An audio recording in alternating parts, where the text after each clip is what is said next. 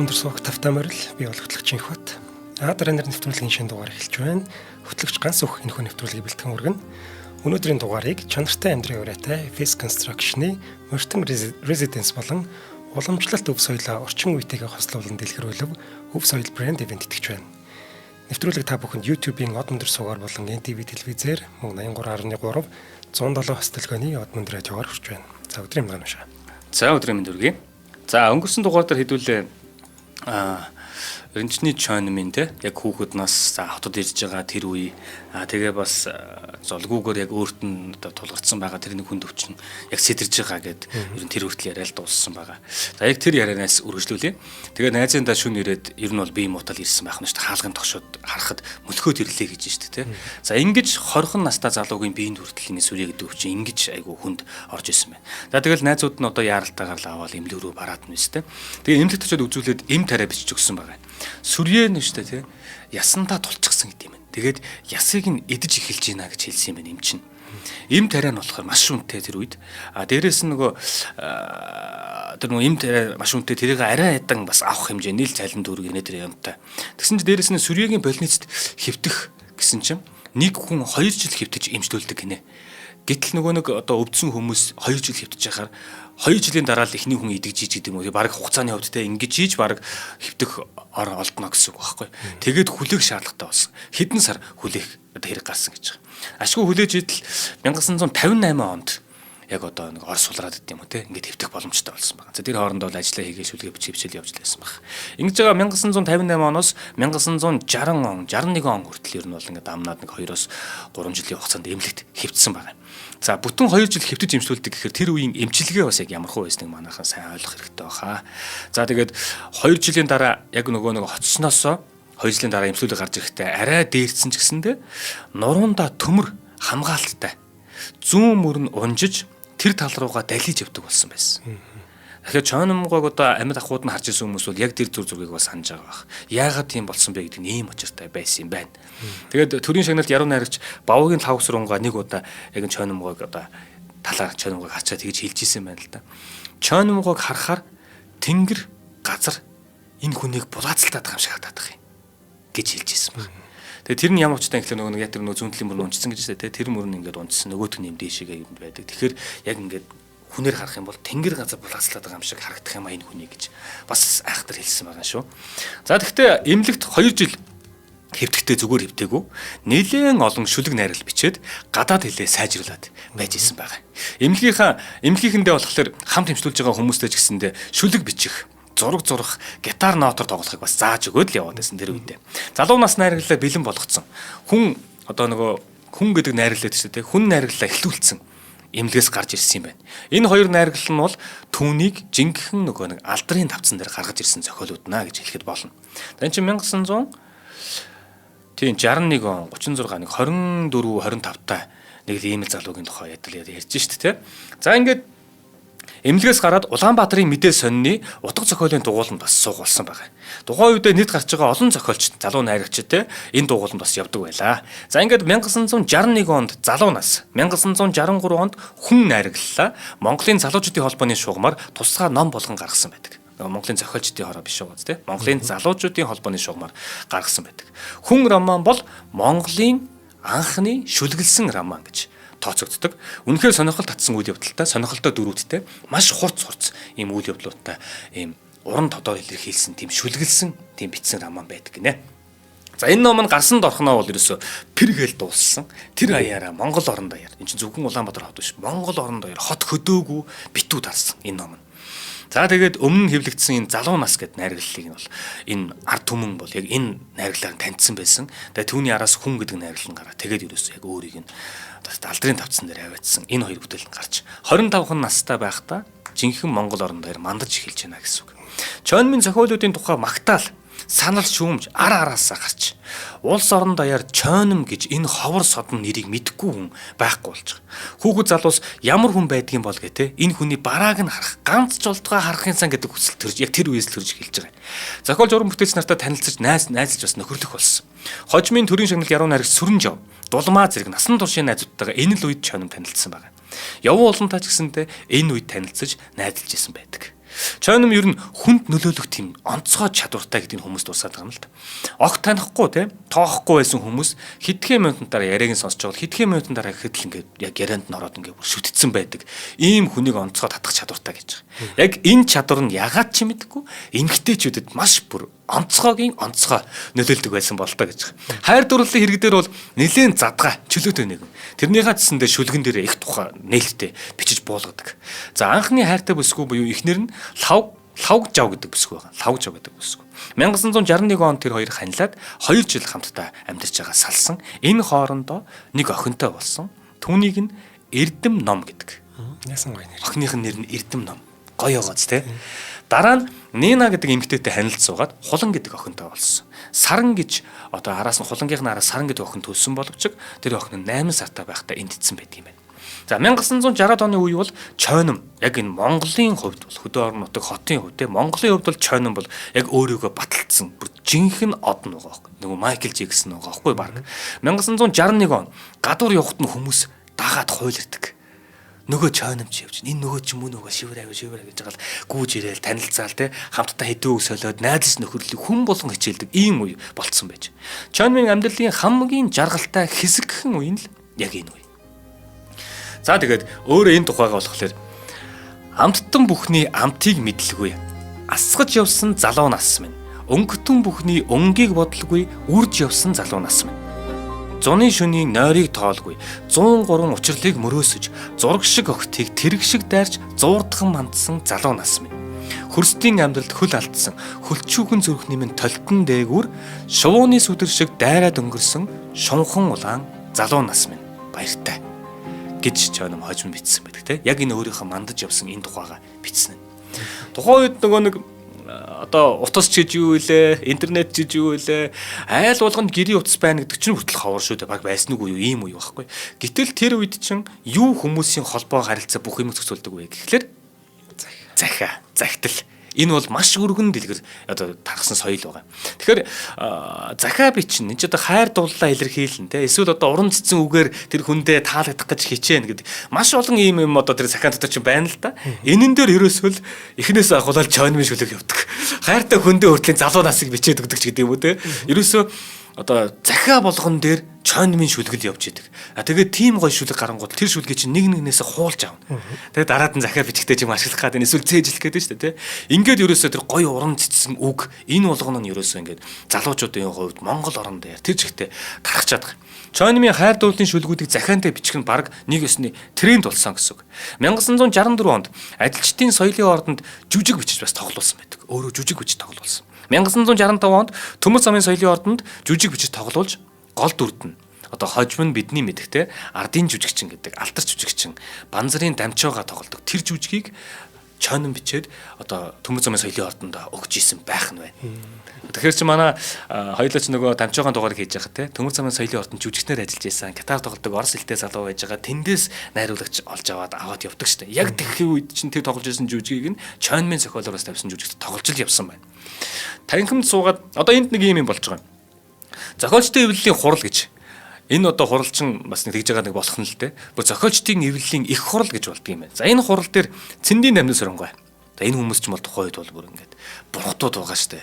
Хаав байсан 40 онд Кирилл үсэг мөсгөө зохиогоод Монголын нос тавьж байгаа Кирилл үсэн дээр буулгаж мулгаад ингээд аваа явж байгаа ийм хүн. Гэсэн цэндийн намны сөрөнгөө болохоор яг тэр их хурал дээр тэгсэн гинэ. Чойном гэж ямар залуу байна гэж асуусан байна. Тэгснэ тэр хүн нэг бол ёстой жинхэнэ яруу найрагч эсвэл маш сайн яруу найрагч болох хүн гэж хэлж ийсэн байна. Яг тэр үеийг нөгөө нэг сонсцсон нөгөө Чойном чинь тэнд сууж байгаа байхгүй. Тэгээ нүүр нь улаагаад ямар ч зэн дээр гарч чадаагүй ичээд ингээд ич маягтаа сууж ийсэн гэж байгаа. За энэний ар дээрээс яг тэр хурал дээр бас нэг юм өөр хүн орж ирсэн. Тэр хүн өөрийнхөө тусламжийг үлдээсэн нь болохоор говийн их яруу найрагч Эренждийн Хархуу гэж хүн байгаа. Энэ хүн болохоор сүүлд Монгол улсын соёлын гай хөтөлбөртөн болсон. Ийм эрхэм хүн байгаа. Гэсэн чинь энэ хүн жохон залуу. Яг тэр хурал дээр очсон байгаа байхгүй. 1965 оны үед зохиолчдын эвлэлийн хуралд суух 3 урилга манай сургуульд ирсэн юм аа. Азар би тэр 3-ын нэг бол таарад би тэр зохиолчдын эвлэлийн хуралд очиж суух боломж олцсон. За гол нь шүү дээ. Тэр боломжийг ашиглах гэдэг гол шалтгаан нь Чойнмыг амьдаар нь харах. Энэ хүний хувьд. Тэгэхээр ч одоо энэ хүн бидний хувьд бол говийн их яруу найрагч Эренждийн Хархуу Монгол улсын соёлын гав зүтгэлтэн энэ хүн. Тэгэхэд энэ хүн тэр хүнийг амьдаар нь харахын тулд тэр залуу тэнд очиж байгаа байхгүй. Тэгсэн гаднаас нэг унжуу мөртөө шар хүн ороод ирлээ. Тэгсэн чинь нэг хүн тэндээс болсноо. Чойн мө наашаа суучих гэтгсэн гэнэ. Тэгэл дуудсан хүн нь болохоор нөгөө нэг Нямбугийн нямд орж гээд багын найз нь байсан гинэ. Тэгэж би анх удаага Чойнмыг ганцхан алхмын зайнаас гэж өөрөө. Ганцхан алхмын зайнаас ёстой амьдаар нь харж үлээ. Хурал тараад Чойнмыг бараац хийгээд дагаж хүмүүстэй ярилцаж инээлдэж байгааг нь хараад хэсэг зогссонс. За тэгээ ямар ч байсан ирсэн зориг биеллээ гэд Чойнмын царайг харж таньж авлаа гэд бөөн баяр оюутны байрлалгаа би явж ийсэн юм а гэж энэ хүн дурссан байдаг. Оддын од яг жинхэнэ Майкл Джексон гэдэг юм л дээ. Харин тийм байгааз Юу яадаг байхгүй юу? MTV Awards ч юм уу те Grammy Awards энэ төр болдог. Тин чинь одод байж байгаа шүү дээ.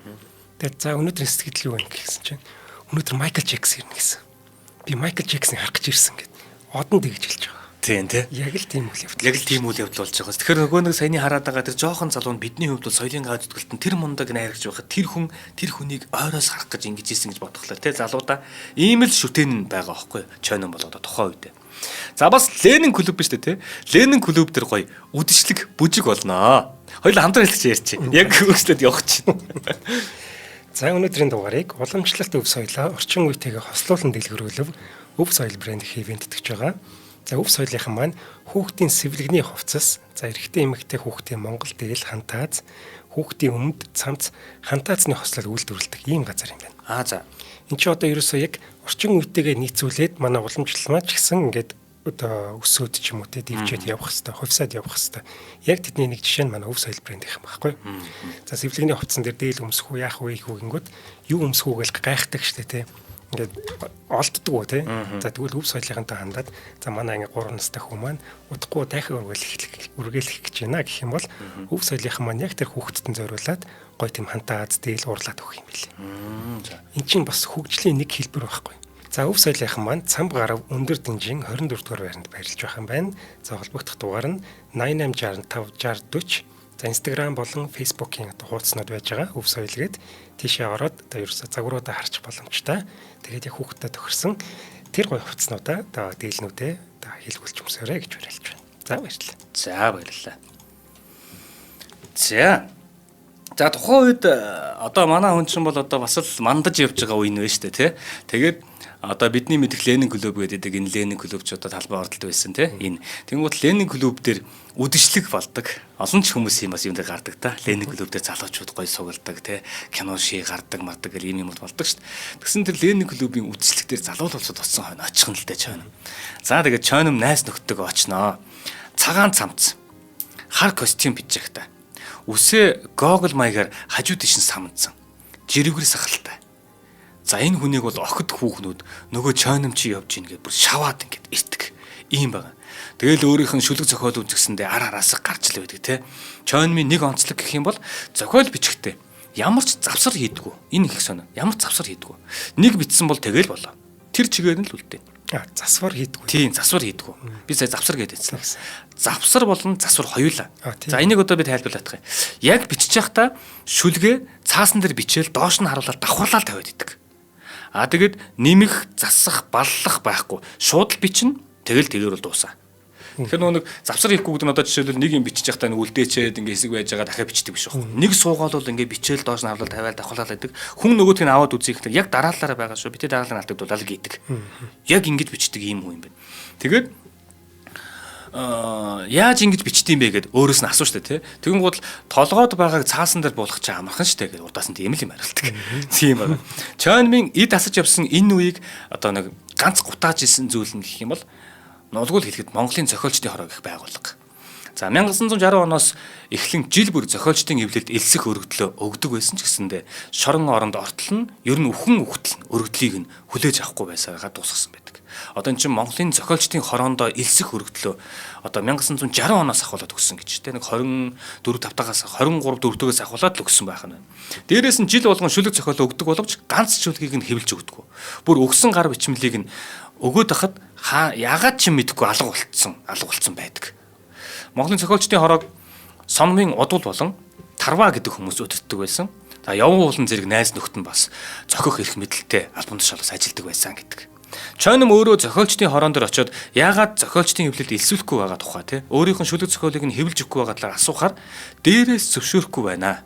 Төв хороо хориглоод байна гэж хэлдэг байсан.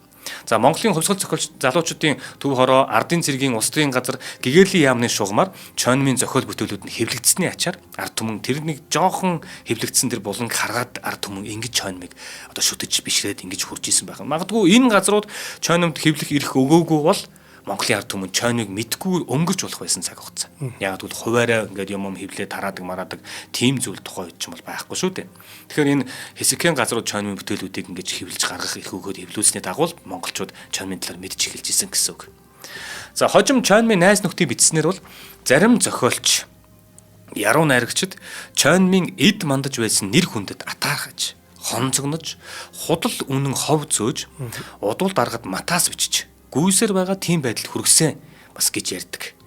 Энэ эд үедээ ч гэсэн Чойном амьдарч байгаа нийгмийн шудраг бус байдлыг хурцаар шүүмжлэн бичсэн шүлгүүд нь нууцаар гар дамжин тарсаар байсан. За төр засаг дарга нарыг шүүмжлэх гэдэг амиа хорлсонтой дүү хэмжээний ийм том ялаа. Дээрэс нь ард түмэн яг энэ Чойнмын хурц зүг уран цэцэн шүлгүүдээр яг одоо болоод байгаа нийгмийнхаа тэр их дарамт юу гэдгийг те тэр нэг зүйлийг Чойном ингээд хэлэхэд тэр Чойнмын шүлгээр цангаагаа тайлдаг ард түмэн. Яг л үнэн штэ энэ штэ гэж хэлчмээр байдаг те Чойном л ганцаараа дуурайд байдаг. Тэрийг нь тэгээд ил гараад уншиж ярьж болохгүй. Тэгэх юм бол шууд хэрэгт орох учраас амнаас ам бичгээс бичиг нэг нэгнээс хуулж авна ингэж тарж байсан байгаа байхгүй. За 1966 он боллоо. Тэрээр 30 настай боллоо. Тэгээд ажиллаа солих хэрэгтэй болсон юм байна. Ажиллаа сольсон Монголын эрдэм дэлгэрүүлэх нийгэмлэг гэж байгууллага. Эрдэм дэлгэрүүлэх нийгэмлэг гэх байгууллагад зураачаар ажиллаж хажуугаар нь шүлэг зохиолоо бичсээр байсан. Ард түмний дунд Чойнмын нэр хүнд яг тэр хэвээрээ бас өссөөр л байсан. Одоо ингээд жишээл эндээс нэг шүлэг гаргачлаач үү те. Тэр шүлэг нь ингээд ард түмэн тараад ингээд хүрээд ингээд бас хугацаа орхон л те. Манай ажиллаа гэж яваад байдаг. Тэрийг ингээд мэдсэн хүмүүс ингээд нэр хүнд нэмэгдээл байдаг гэсэн үг юм байлээ. За 1967 онд Чойнмын бие дахин муудсан. Дээрэс нь энэ ард түмний дунд Чойнмын нэр хүндийг өссөөр байхад те Чойнмын шүлэг бүтээлийг бас хэвлэхгүй хорсоор байсан. Зохиол бүтээлийг нь хэвлж өгөхгүй болохоор нь мөнгө төгрөггүй аргаа барахта шүлэг зохиолоо бусдын нэрээр гаргах. Эсвэл зүгээр чи хэвлүүлээд шагналын мөнгийг нь л надад өгчих гэж бусад зохиолчд өгчдөг болсон байсан. Зохиолч Даштоорууга нэг удаа ингэсэн юм байна. Чойнмыг 7 чон зулгааж иддэг гэд 7 чоных нь буюу 7 хүнийх нь нэрийг бүгднийг хэлж ийсэн юм Даштоорууга. Тэр 7 хүн нь Чойнмын шүлгийг авч өөрийн нэрээр хэвлүүлдэг байсан гэсэн үг. Тэгэхээр Чойном өөрөөрөө гаргаж болохгүй байгаа учраас нэг найзтай байд юм уу нэг зохиолчд өгөөд хэвлүүлээд шүлгийн уралдаан болох юм шүлгийн уралдаанд өөрөө орж болохгүй байгаа учраас хүнд өгөөд уралдаанд оруулаад байранд олсон мөнгөө найздаа өчгөө гэдэг л ийм л болж л дээ сүулдэ бүр. Жишээлбэл сүулт хэрэгт ороод байцагдж байгаа үед нь байцаагч гэсэн юм байл да. Гар бичмлүүдийн шалгаж хагаад бурмаа гэсэн нэртэй тийм найрагл олсон гинэ. Чойнмын гар бичмлүүдээс одоо ингээд байцаагаа сууж явах нь бурмаа гэсэн. Тэгснээр тэрийг харснаа би энийг базар аргачаа гэд одоо хүн бичснээр энэ зохиолыг харж исэн юм байна да гэдгсэн чинь харин тийм ээ би базар аргачаагаад юм болгож аваарай гэж өгцөө. Тэгсэн чинь мань хүн янзлахгүйгээр засахгүйгээр тэр чигтний хэвлэлсэн байлээ гэд инээж исэн гэдэг. Ер нь тэгэхээр тиймэрхүү байдлаар өөрөө ямар ч үсэн гаргаж болохгүй болонгууд л нэг иймэрхүү арга чарга юмуудыг хайж л байж л дээ. Тэгээд дээрэс нь зураачийн цалин амун дээрээс нь биеийн хүнд байгаа учраас одоо эмчилгээ эм тарианы мөнгө гэмчлэн энэ хүнд бас мөнгө төгрөгийн хэрэгцээ байлгүй л яах вэ. За тэгээд зарим шүлгүүдээ бол сайн сансан хүндээ зүгээр бас өгчдөг байсан гэдэг яриач байдаг. Ямар ч сан хэрэгт орохоос өмнө Чойнмын зохиолыг төв хорооноос хоригдсан гэсэн баримт байдгүй. За яг энийг одоо бас аюул сан тогтоох хэрэгтэй юм байна. Хэрэгт орцсон хойно те хүртэл төв хорооноос намын төв хорооноос гэсэн үг шүү дээ. Намын төв хорооноос Чойнмын шүлгийг хоригдсан гэсэн баримт байхгүй. Тэгэхээр зарим хүмүүс эрх мэдэл албан тушаалаа ашиглан Чойномд татаархсан хувийн өс сансандаа зохиол бүтээлийг нь дарж байсан гэсэн хардлага хүмүүсийн дунд байдаг. За Чойном бол Монголын яруу найрагт байгалаас заяасан цул шижир алт Самродок гэж одоо төрийн шагналт зохиолч эс Эрдэнэгүй нэгэн цагт хэлж ийсэн байна. Ер нь бол мундаг хүмүүстэй үнэхээр бас ингээ авьяас нь гарч ирээд байгаа тийм хүмүүсийг бол таньдаг л баг. 67 онод бол уран үгсийн чуулган гэж яруу найргийн үдшилэг арга хэмжээ болдог байсан юм байна. Уран үгсийн чуулган нэр нь хүртэл гоё байгаасаа тий уран үгсийн чуулган. Тэгээ тухайн үед чинь бол яг нэг шүлэг бичдэг, найрал бичдэг тэр зохиолчд энэ дээр тэр хүмүүсээ л нийгэм дагж байгаа штэ. Энэ одоогийнхоор юу юм гэхээр Нөгөө open mic биш үү? Open mic гэдэг нөгөө хүмүүс ирээд шууд нээлттэй ярих юм ярьж болдог. Эсвэл нөгөө хүмүүс ирээд дуулж болдог ч гэдэм юм уу. Open mic тим юм бэлээ. Залуу зохиолчд ирээд өөрсдийнхөө бичсэн шүлгийг гарч ирээд тайзан дээрээс уншина. Тэгээд таалгаж байгаа хүмүүс гоо ялгадчихаал ингээл хиндээс гоё хамтралууд үүсэж гэж юм уу те. Яг ийм уран үгсийн чуулган гэдэг нэртэй тийм юм байгаа байхгүй. За тэгсэн чинь тэн дээр одоо залуу найзд очиод ингээл бүтээл уншиж чинь. Зохиолчдоос манай Монголын сор болсон зохиолчд бүгдээр очдог. Гол нь энийг Монголын зохиолчдын хорооноос бас зохион байгуулдаг. Бүр албан ёсоор зохион байгуулдаг ийм байгаа. За тэн дээр чойном очивол юу болох вэ? Чойнмыг ирсэн сургаар байхгүй байсан ч гэсэн хүмүүс бөөнөрөө нийлээд чойном гэж нэгтэг. Ерөөсөө л чойнмыг сонсё л гэж байгаа ерөөсөө чойном гэж нэгтэг. Гэтэл зохион байгуулагчид яадаг гэхээр чойнмыг уншуулдаг. Тайзан дээр гаргахгүй. Чойнмыг уншуулахгүй болохгүй дээрээс тэгсэн гэд чойнмыг огт гаргадаггүй байсан байгаа юм. За ингэж хавчигдаж дарагдаж явсаар 1967 он гарч байгаа. Одоо тэрээр нэг 31 нэг л үрж байна те. 36 оных юм. Тэгэхээр 31 л үрж байгаа юм байна. 67. Тийм байна. Тий. За тэгэхээр 1967 он бол түүний хувьд маш их хүнд жилүүд болж өнгөрсөн гэдгийг өөрөө хэлдэг л дээ. Яаж юм нэхлээр намайг өргөж авсан нөгөө өргөж өсгсөн ээж аав хоёр маань тэр жил хоёулаа нас барсан. Дээрээс нь миний нөгөө нэг архаг өвчин сэтрээд би эргээд халдвар төвчнийхээ эмнэлэгт эргээд хөвдсөн юм байна. Яг хөвдсөн байх тэр хооронд ээж аав хоёр маань өргөсөн ээж аав маань хоёулаа нас барсан. Би тэгээд яаж ч очийгээд гарыгээд яаж боломжгүй байгаад би хоёулнаар очиж чадаагүй. Жил хагас хөвдөж имчлүүлсэн юм аа. Жил хагасын хугацаанд ийм болцсон байна. Дээрээс нь аав ээжийнхээ ажил дээр очиж салах ёс хийж чадаагүй байж тал хадмын гэрт амьдрах аргагүй болж аргагүй ихнэр нeenагаас тустай амьдрах болцсон байсан.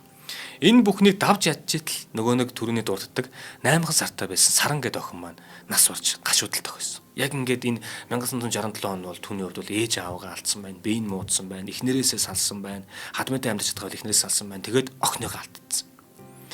За яг ийм үйл явдлууд маш ойрхон нэг хүн дээр ингээд тохиолдод эхлэхээр ямар ч хүн гаднаасаа биш юм ах дотроо бол нурна.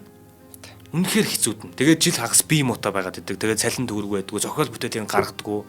Тэгээд хэвлүүлээ барай ингэдэг болдгоо. Ганц зөвшөөрөх байгууллага нь өөрийг нь зөвшөөрдгөө. Эвлэлдээ хороондоо авдаггүй гэдэг ч юм уу те. Энэ бүх зүйлс яг 1967 он түүнд бол бүр ингээд. Үнэхээр хүндийн хүнд байгаа юм үе.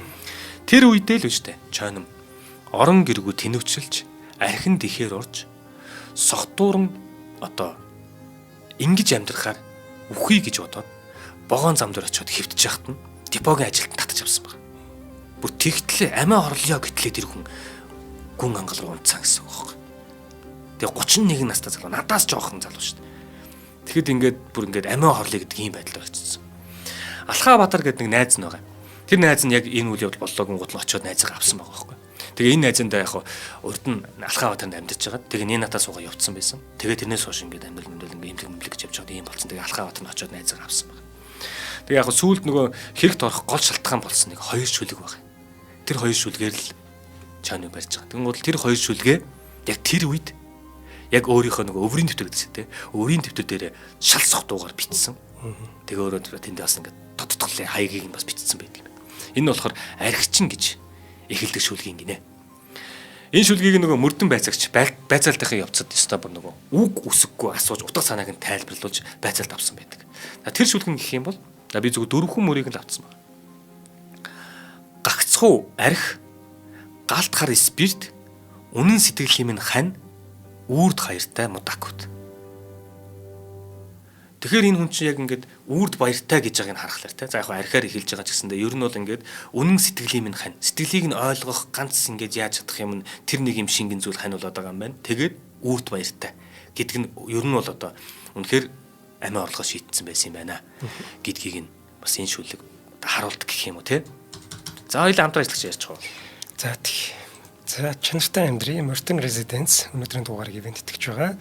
За Мортон Residence маань зайсан толгойн яг зүүн талд Америк сургуулийн чангаанд байрлаж байгаа ийм тохотхон байгаа. За ашиглалтанд 100% орсон 2 дугаар ээлжийн байрнуудаа санал болгож байна. За энэ 58-аас 122 м2 2-оос 4 өрөө ийм байрнуудтай яг бэлэн байж байгаа. За Мортонгийнхан маань нэг гоё юм нь тагтаа 100% одоо юунд үнэлгээндээ тооцдог юм гин. Стандартын дагуу 30% хүртэлх тооцох одоо ёстой байдаг юм л ёстой жоо боломжтой байдаг юм байна. За ингэж тооцохгүйгээрээ яаж байгаа вэ гэхээр худалдаа өгч маань 20-45 сая төгрөгийн хэмнэлт эдэлж байгаа юм байна. За эдний балкон маань 345 за бүр 2 балконтай хүртэл сонголтууд байгаа юм байна. Тэр нь 7 м квадрат ийм одоо балконуудтай юм байна. 2 балкон гэдэг чинь бас гоё шүү дээ тий. Би одоо нэг балконгүй байранд орцсон ч одоо хог навшаа хаана ураад гэх юм бол. Тэр чинь айгүй хэцүү. Тий. Өмнө нь балкон дээр чинь их юм аваалдаг байж. Одоо зүгээр л хүүхдийн тэрэгнээс ахуулаад дугуй тэгэл өвлийн хувцс ядч л нөгөө нэг өвөл хэргэлдэг зузаан хүнслөө ч юм уу гаргаад хураах гэхээр зай байхгүй гэж айгүй асуудал. Харин тийм байл. Тэр чинь нэг балкон дээрээ агуулах хийчих болж байна. Нөгөө балкон дээрээ сайхан наралдаг тийм хэсэг хийчих болж шүү дээ тий. За мөн Мартин Residence маань дэлхийн номер 1 хүүхдийн тоглоомын талбай үйлдвэрлэгч Дайн улсын Alert компани брэндтэй хамтарч ажиллаж байгаа. За хүүхдийн тоглоом бол маш чанартай бөгөөд хүүхдэд аюулгүй байх хэвээр. За тэгэхээр дэлхийн хамгийн алдартай брэндийн нэг гэхээр чимэл хүүхдийн тоглоом дээр санаа зовхонгүй болох юм. Нэг агарч магараад нэг хүүхдийн гар хөл зүсчих гээд идэг шүү дээ. Тийм байхгүй гэсэн үг. За фасад нь өөрөөсөө гэрэлтэй. За тэгэхээр шөнө бол оройдоо гараад гадаа их гоё харагддаг байх нэ. За зайсан толгойн зүүн талд Америк сургуулийн чанх хонь тэдний одоо энэ байр байрлаж байгаа. За тэнцэн бас юуны загварын байр нас байж байгаа юм байна. Загварын байран дээр нь очиод өөрөөний зохион байгуулалтууд одоо тэр барилгын материалууд юу гэдэг юм бүх одоо дэлгэрэнгүй мэдээлэл авах боломжтой байгаа. За борлуулалтын албаны дугаар нь 76 тэгтэг 67 юм байна. За баярлалаа. За баярлалаа. За 1967 оны хавар нэг юм дам танилцсан, чойномтой дам танилцсан нэг хүн байгаа байхгүй. Тэр хүн болохоор одоо чойнмыг урьж залж шүлэг зохиолоо засуулна гээл хинтийн өндөр хаан дагуулад очсон гинэ. Тэгснэ яасан мэдэгдэхгүй. Зочид буудалд ингээд авчираад хамт байж ийснэ ингээл ууж идэл хоолунд манд ингээд олон хоног байж ийснэ. Яасан мэдэгдэхгүй. Тэр зочид буудалд нь хаяад тэр чихт ор сург алгуулсан тэр хүн. Тэгээд чойномч нөгөө мөнгө төгрөг муутай байсан. Тэгээ хоол унд буудлын хөлс гинэ бүх юм дийлдэхэ байгаад. Буудлаас гарьяа гэхэр мөнгөө төлчих гараа гэдэг. Гарч чаддгүй 12 тонсон баг. Тэгээд яг энэ үедээ нөгөө нэг юм шүлэг битсэн байдаг. Тэрийг нөгөө байцаагдж яхад нь асуусан байгаа байхгүй. Тэгсэн чинь хинтийн өндөр хаанд мөнгө хоол ундгүй буудалд хоригдож байхдаа зөндөө шүлэг битсэн. Тэдний нэг нь л инээ уур минь хуржин гэдэг шүлэг юм а гэдэг нөгөө уур минь хуржин гэдэг гачтай болохоор тэр нөгөө сүулт хэрэгт орохтон дээр байцаагч нь те энэ шүлгийг хэн зөриулж яах битсэн гэдэг ингээд асуугаад байдаг. Тэрэн дээр ингэж хариулсан байна. Тэгээд шүлгийн хувьд гэх юм бол ийм шүлэг байлаа. Уур минь хурчин уур минь зүрхийг минь түлхээс нааш алдрыг минь түлхэхгүй. Уур хорсол минь Монгол нутаг дээрээ үлдэн сүр хүчний минь их уур минь үлдээ зогсохгүй дүрлцэн. Сүлд болсон төрийг ардтайгаа хүн шиг ярилцтал нь дүрлцэн. Сүүлчийн ширээнээс хөөгдтөл нь дүрлцэн гэдэг. Тэр хүнд уралсан уур биш байна. Харин эхэндээ ингээд уур минь гэснээр гэхдээ яг энэ шүлгээ задлаж тайлбарлахтаа болохоор ингэж бичсэн юм а гэдэг юм. Гэхдээ энэ дунд үнэхээр амар үг байна. Сүлд болсон төрийг тий ардтайгаа хүн шиг ярилцтал нь дүрлцэн сүүлчийн ширээнээс хөөгдтөл нь дүрлцэн гэдэг. Тэр улсуудыг бас ингээд буулгаад л байгаа байхгүй. Ийм одоо нөгөө хурц гэдэг юм уу ийм үгтэй учраас тухайн үеийн ёс зүй гэдэг юм уу тухайн үеийн социалист гэдэг дээр чинь бол яа харахгүй тэслэн үзэлтэн болчиход байгаа байхгүй энэ хүн. Одоо сонсохоор үнэн үгүүд байгаа сте бүр. Ажил төрлөгөө болцсон биеийн өвчтөй чойном зураг зурж амиа хацааж эхэлсэн. Маш олон зохиолчдын номын хавцны зургийг зурж өгдөг байсан. Дээрээс нь зургийн уралдаанд хэд хэдэн удаа зураг явуулаад шагналт байранд ороод шагнал авчихсан. Нас барсан талигаа чин хөрг зургийг хүртэл зурж мөнгө олдог байна. Орон гэргүй айл дамжин нүүдэлж явна. Үнэхээр хэцүү амьдарч байгаа. Нөгөө мандаж явсангүй юм ингээ унаад ингээ хаталтай юм болж байгаа. Гэтэл яг нөгөө нэг яг энэ үнэхээр хэцүү амьдарч энэ орон гэргүй айл дамжин гэдэг байгаа энэ болгоно яг одоо болох ч байгаа үйл явдлын хувьд бол хажууд нь юу ч биш юм байна л да. Жинхэнэ нөгөө нэг аим шиг тулж ирж байгаа юм. Яаж юм гэхээр 1969 он нам төрийн эсрэг онц ноцтой хэрэгт орж баригдсан. За нөгөө жинхэнэ хүнд хэцүү цаг гэдэг үе нэр яг эндээс л эхэлж байгаа юм шиг харагдаж байна. Зүгээр ингэсэн байлээ. Болсон үйл явдлыг ярих юм бол зүгээр хотын төвд л явж байгаа байхгүй. Тэгсэн чинь нэг хүн ирж байгаа. Тэгээ тэр хүн ирснээ одоо юу гэдгийг те шүлэг зохиол инээ тэр юм чин дуртай гэж чойном моном гэдэг ингээ ярилцж жагаад хоёулаа гудмаар ингээ хамтдаа алхаж явж байсан. Хоёулаа ийшээ нэг ороод юм яриадах юм гэдэг. Юм асуух гэсэн ингээд. Дагуулад орж байгаа нь нийгмийг аюулаас хамгаалах яамны байр юм байна. Тэгээд тийшээ тэр болтол манай шүлэг зохиолын талаар яриад харан дагаал яриад яваад байсан. Тэгж байгаа тийшээ ороход нь үүдэнд нь биеийн байсалд шалахгүйгээр шууд нөгөө хүн чинь аваад тийшээ орон гутал нь учир байдлыг ойлгосон гэж байгаа байхгүй. За ер нь бол хэрэг бишчлээ шүү гэдгийг ойлгосон байна. За энэ яг үйл явдал бол тэр жигтэй 1969 онд Монгол орон даяар шууганд хийгдэж байгаа. За нөгөө чойномчин те чойномчин баригдаж гинэ. Эсэргүү хэрэгт очиж гинэ гэд 1969 онд. Чойнмын хань хамсаатныг хайж ин гин болгоомжлоор бөөн барай тавиа болох нэ гэл хүмүүс хот хөдөөгүй шуугуулдаг эхэлсэн. Энэ нь ч үнэн байсан. Чойнон баригдаад бүгд найрамд Монгол Ард улсын эсрэг үйл ажиллагаа явуулсан. Нам төрийг гүтгсэн, гутаанд хороодуулах зорилгоор зохион байгуулалтад шүлэг зохиол бэлтгэн тараасан гэх хэрэгээр 4 жилийн чанга дэглэмтэй 20 ангид хоригдох залттай болж байгаа. Хэрэг нь төрийн эсрэг онц ноцтой, онц аюултай гэмт хэргийн зэрэглэлд бүр хамаарч ирсэн. Зэрэглэлийн хувьд төрийн эсрэг онц аюултай гэмтэр тооцогдож байна гинэ. Чойнон бол тухайн үеийнхэн үнэхээр супер одон байсан. Түүний бичсэн шүлэг найрагдлыг хүүхэд залуус гар дамжуулан уншиж, цээжилж, хуулж авдаг, шүтдэг, холоос ч болтгоо бас барааг нь харах гэсэн гэдэг ийм байсан үнэн. Гэтэл Чойном шоронд орлоо, эсэргүүн гэмт хэрэгтэн боллоо. Яав юу болов?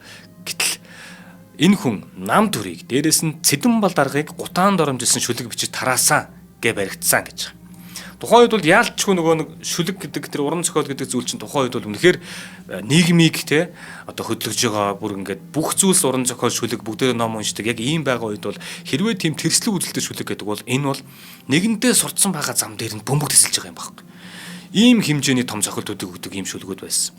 Ард түмэн хүүхэд залууст сэхэднүүдэд ч гэсэндээ үзүүлж байгаа тэр Чойнмын шүлгийн нөлөө үзэл санаа бүр үнэхээр хүчтэйгээр буудаг байж. За тэгээ нөгөө одоотоо зөвлөх юм бол нөгөө жинхэнэ инфлюенсер гэж байдаг бол энэ хүн бол нийтээр нь тэр аяар нь шүлгүүдээр л хідэн мөртөөрөл хөдөлгөх хэмжээний ийм их нөлөөлөлтэй байжээ. Чойнмын шүлгээр хилд орж Чойнмыг зүүдэлж тэгээ Чойнмоор өвчилж ийсэн Чойнмын шүлгүүдийг захаан дээр бичдэг ингээ хүүхэд залуус тэр аяараа ингэдэг бүр яг өвчилж ийсэн ийм үе юм байна. За тэгээд энэ Чойнмыг баривчилсан энэ хэрэг бол бүр маш өндөр далаацтай болсон гэж байна. Нэг талдаа гэхээр эн чинь яагаад гэхээр хэрэгтэн буюу тэр хүн байгаад байна. Чойном өөрөө байгаад байна. Тэр юу хийсэн гэхээр шүлэг бичсэн. Шүлэг нь амьгүй. Тэрийг барьж авъя гэхээр боломжгүй. Тэр нь маш олон хүний үзэл санаа, тарих, чих оюунаар дамжаа тараа бичдэг ингээд бүр нийтдээ тархацсан. Энийг яаж нийгмийн аяллаас хамгаалах яам яаж барих зогсоох вэ гэхээр тэрний шүлгийг бичиж одоо үлдээсэн мөр гэдэг юм уу те сонин сэтгүүл гэр оронд нь байна уу? Дэвтэр дээрээ өөрөө бичиж авсан байна уу? Тэр шүлгүүдийг ингээд Монгол оронд даяар хайж байгаа. Тэгэхээр би жишээлбэл Чойном тэр хүн тийм шүлэг бичсэн байхад би нэг охинд өгөхгүй те захаан дээр нэг залуу насыг бичсэн байх юм бол энэ захиаг чи хаанаас авсан? Тэнгууд би тэрнээс авсан гол тэн дээр шууд очдог. Тэгээд нөгөө хүнийг Чойнмын хань хамсаатан гэж шалгадаг те. Ингээд бүр нөгөө нэг амьтай одоо хэрэгтнээс те амьгүй энэ зүйлийг хүртэл гараас гар дамжин тагсан энэ зүйлийг хүртэл нийтээрээ зохисны мөрдлөгийг хийгээд ингээд бүтэн хайгаад. За ер нь бол энэ нийгмийн аяллаас хамгаалах яам гэдэг бол энэ өөрөө одоо цэрэг цагдаагийнхаа хүчийг хүртэлтэй сэргийлэхийнхаа хүчийг хүртэл хөдөлгөх боломжтой. Тухайн үед бол маш хүчтэй байгууллага юм байгаа шүү. За тэгээд шүлэг сонирхдаггүй мөр толгой холбдоггүй хүүхэд залуус гэж бараг байхгүй. Энэ үед бол те захиа болгон дээр Чойном шүлэг бичигдсэн ойлгомжтой. Тэгэхээр хүмүүс тэр чигтээ Чойномоос зайгаа бариад те тэр шүлгийг мэдэхгүй сонсоогүй гэдэг юм. Эсвэл хин нэгэнд уншаад өгсөн байх юм бол тэр надад уншиж өгсөн гэдэг ингээд дамжаад ингэдэг учраас те бүгд ингээд нийгэм даяараа айц тавцсан байх нь байна. Сүүлд нэр алдартай болсон Монголын олон шилдэг яруу найрагчид бас л яг энэ Чойномын шүлгүүдийг сонсож Чойномын шүлгүүдийг бичиж явах үе тэр зохиол найрлал те энэ болгоныг үзэж харж явсан ийм хүмүүс. За ер нь бол одоогийнхоор би дахиад харьцуулаад хэлэхэд манай рок поп те хип хоп артистууд, дуучид, хамтлаг маш олон хүмүүс одоо ингээд Чойномгоогоос жишээ авч тэр хүний тэр нийгмээс тэрсэлж үзэжсэн тэр их шудраг оюун санаа тэр ганцхан хүн шүү дээ. Тэр хүний л одоо оюун санаа шүү дээ. Тэр хүний тэр одоо хийсэн шүлэг нэ тэр юмыг одоо ойлгож ялангуяа хип хопт бол одоо үнэхээр том хүчтэй нөлөө үзүүлдэг л дээ. Залуучууд одоо хүртэл ринчний Чойном гэж дуулдаг. Тэгэхээр энэ зүйлсүүд чинь хүртэл энэ Чойном гэдэг тэр хүнээс эхлэлтэй байгаа байхгүй. Тэгээд Чойномын талаар Бэмбэр Ринчингой за баригдаад явцныг нь хэдүүлээ дараа яриа. Яг тухайн Чойномын талаар Бэмбэр Ринчингой нэг үг хэлсэн байдаг нь Чойном бол асар их хогон дундаас гялалцах алмаз эрдэнэ гэж Бэмбэр Ринчингой хэлсэн байгаа байхгүй. Асар их хог гэдэг нь хэнийг хэлээд байна те. Бас ялгаагүй тэр зохиолчдыг хэлж байгаа, тэр улс төрийг хэлж байгаа, тэр социализмыг хэлж байгаа юу гэдэг нь бүхэл зүйлсүүдийг ингээл нийлүүлээд ч юм уу те асар их хог гэж хэлж байгаа. Тэр дундаас онцгойрох ганц очир алмаз нь Чойном байсан шүү гэж Бэмбэр Ринчингой хэлж үлдээсэн байна.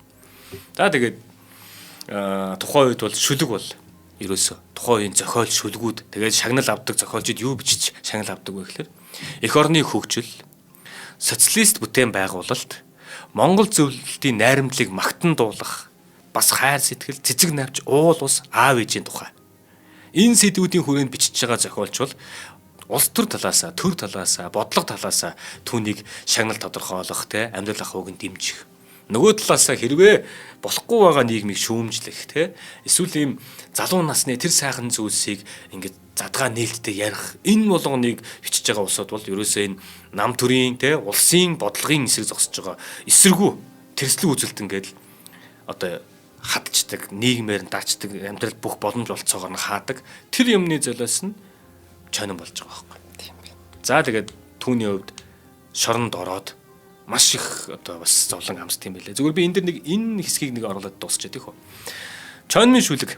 Нөгөө хэд ч юм болохоор бүтээн байгуулалт, социалист, зөвлөлт ах トゥ ус, эв найрамдал гэж биччихэл нөгөө талдаа яадаг вэ гэхээр чонон болохоор энгийн амьдралын хар цагааныг өстой матч хийгээд нүүрэн дээр навчаа тавьчихдаг, хилчдэг тийм шүлгүүд байгаа. Дээрээс нь штэ хүннү гүрэн, их Монгол улс, Чингис хаан, өвөг дээдсийн тухай чонмын суур бичдэг хүн байхгүй болсон. Чоном л бичдэг. Яагаад тэгэхээр хориот. Чоном эротик шүлгүүдийг ч гэсэн бичдэг. Тэгээд тэр шүлгүүдийг бас тэгээ нөгөө нүүр нулаас ирнээс уншаад дамжуулаад аваад явааддаг. Манайхан нөгөө нэг шонмын шүлгүүдийг те тэр чигтээ юм дарангуйлагч төр засаг руу те хаалттай нийгэм рүү хийж байгаа дайралт гэдээ юу нь бол ойлгочих болох юм. Одоо жишээлбэл энэ дэр нэг юм шүлэг байгаа юм л та. Улаан бүслүүрт малгайтай цагдаа нарын дундаас ураг сайхан Монголынхон алдар түүх хоёрыг удам хойчийн үстэй Монгол сэтгэлээр хүрэх гэж уушгийн 3 судсаа тасгатал бий дуулна. Энэ үгүүд чинь тэр 60 эдэн онд энэ хүний дотроос гарч ирсэн үгүүд байх. Бодонгууд те ураг сайхан Монголынхон алдар түүхийг те удам хойчийн үстэй Монгол сэтгэлээр хүрэх гэж хийж байгаа. Энд чинь нэг 30 гарч байгаа 30 авж байгаа залуу шүү дээ. Залуу нас маргааш үгүй болноо. Залуу цогцсон хэмжээ маргааш бас дууснаа. Заарын үнэртэй янгийн амт энэ шөнийн орноо цагаан даавн дотор үлднэ гэх мэтлэн манай өнгийн бүр задгаа бүр ийм шүлгүүд бичижсэн. Энэ бол яг тухайн үеийн нийгэмдээ бол шууд гэмт хэрэг тооцогдож байгаа байхгүй. За тийм учраас түүнийг бас барихтаа маш их зохион байгуулалттайгаар маш их судалгаатайгаар ингэж байгаа барьдаг юм бэлээ. Түүнийг бас дараагийн дугаар дээр илүү дэлгэрэнгүй ярьсан хэрэгтэй баг те. За тийм. За баярлалаа гэнэ. Хойлооч нь дахиад 2 дугаар авъя тийм. За окей. За өнөөдрийн дугаарыг Face Construction-ы Morton Residence болон Өв соёл брэнд ивент итгэлээ нэвтрүүлэг та бүхэнд YouTube-ийн одон төрсөөгөр болон NTV телевизээр 83.3 107 стэлгэний одон радиогоор хүрсэн. Ганушаа дараагийн дугаараар уулзъя. За баярлалаа.